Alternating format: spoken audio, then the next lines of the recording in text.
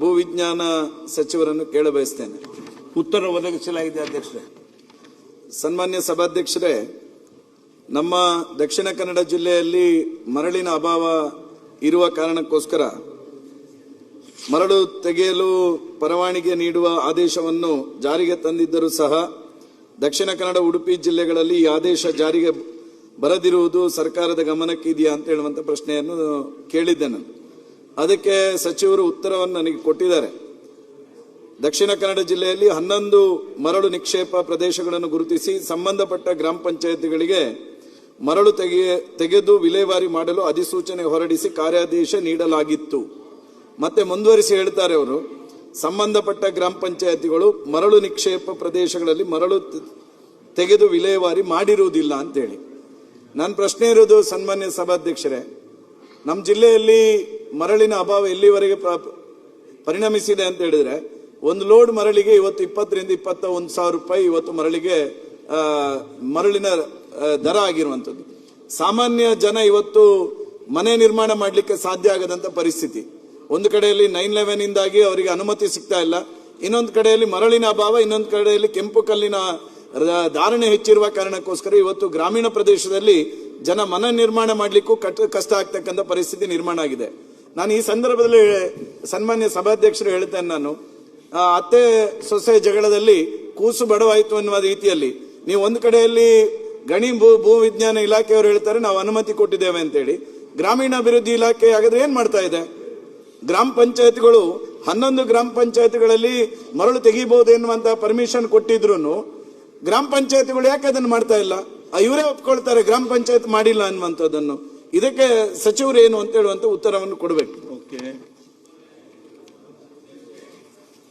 ತಾವು ಶಾಸಕರಿದ್ದೀರಿ, ತಮ್ಮ ಜಿಲ್ಲೆಯಲ್ಲಿ ಟಾಸ್ಕ್ ಫೋರ್ಸ್ ಮಾಡಿದೀವಿ. ಜಿಲ್ಲಾಧಿಕಾರಿ ಮುಖಾಂತರ ಟಾಸ್ಕ್ ಫೋರ್ಸ್ ಮೀಟಿಂಗ್ ಅನ್ನು ಕರೆದ್ಬಿಟ್ಟು ಅಲ್ಲಿ ಸಾಲ್ವ್ ಮಾಡ್ಕೊಂಡ್ರೆ ಬಹಳ ಒಳ್ಳೆಯದು. ಅದ್ರ ಜೊತೆಗೆ ಈಗೇನು ತಮ್ಮ ಉಡುಪಿ ಮತ್ತು ಮಂಗಳೂರು ಭಾಗದಲ್ಲಿ ಈಗೇನು 11 ಪ್ರದೇಶಗಳನ್ನ ಗುರುತು ಮಾಡಿದೀವಿ, ಅದನ್ನ ಜಿಲ್ಲಾಧಿಕಾರಿ ಮುಖಾಂತರ ಆದಷ್ಟು ಬೇಗನೆ ನೀವು ಸೇರ್ಬಿಟ್ಟು ಪಂಚಾಯತಿ ಮತ್ತು ಜಿಲ್ಲಾಧಿಕಾರಿಗಳ ಮುಖಾಂತರ ಟಾಸ್ಕ್ ಫೋರ್ಸ್ ಮುಖಾಂತರ ಆದಷ್ಟು ಬೇಗನೆ ಮಾಡಲಿ. ಇದ್ರ ಬಗ್ಗೆ ಏನಾಗ್ಲಿಲ್ಲ ಅಂದ್ರೆ ಹೇಳ್ರಿ, ನಾವು ಕೊನೆಗೆ ಇಂಟರ್ಫಿಯರ್ ಆಗ್ತೀವಿ.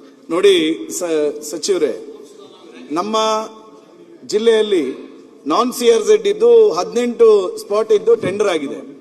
ಟೆಂಡರ್ ಆಗಿ ಇವತ್ತಿನವರೆಗೂ ಅದನ್ನು ಇಂಪ್ಲಿಮೆಂಟೇಷನ್ ಮಾಡ್ತಾ ಇಲ್ಲ. ನೀವು ಒಂದು ಕಡೆಯಲ್ಲಿ ನಾನ್ CRZ ಇದ್ದು ಮರಳು ತೆಗೀಲಿಕ್ಕೆ ಇಷ್ಟು ಡಿಲೇ ಮಾಡಿದ್ರೆ, ಇನ್ನು ನಾಳೆ ಇನ್ನೊಂದು 2 ತಿಂಗಳಲ್ಲಿ ಮಳೆ ಬರುತ್ತೆ. ಮಳೆ ಬಂದ್ರೆ ಮತ್ತೆ ನಮಗೆ ಮರಳು ತೆಗಿಲಿಕ್ಕಾಗತ್ತ ನದಿಯಿಂದ? ಇಷ್ಟು ಬೇಸಿಗೆ ಹಂತದಲ್ಲೇ 18 ಟೆಂಡರ್, ನನ್ನ ವಿಧಾನಸಭಾ ಕ್ಷೇತ್ರದಲ್ಲಿ 4 ಬ್ಲಾಕ್ ಇದ್ದು ಟೆಂಡರ್ ಆಗಿದೆ. ಇವತ್ತಿನವರೆಗೆ ಇಂಪ್ಲಿಮೆಂಟೇಷನ್ ಆಗ್ತಾ ಇಲ್ಲ.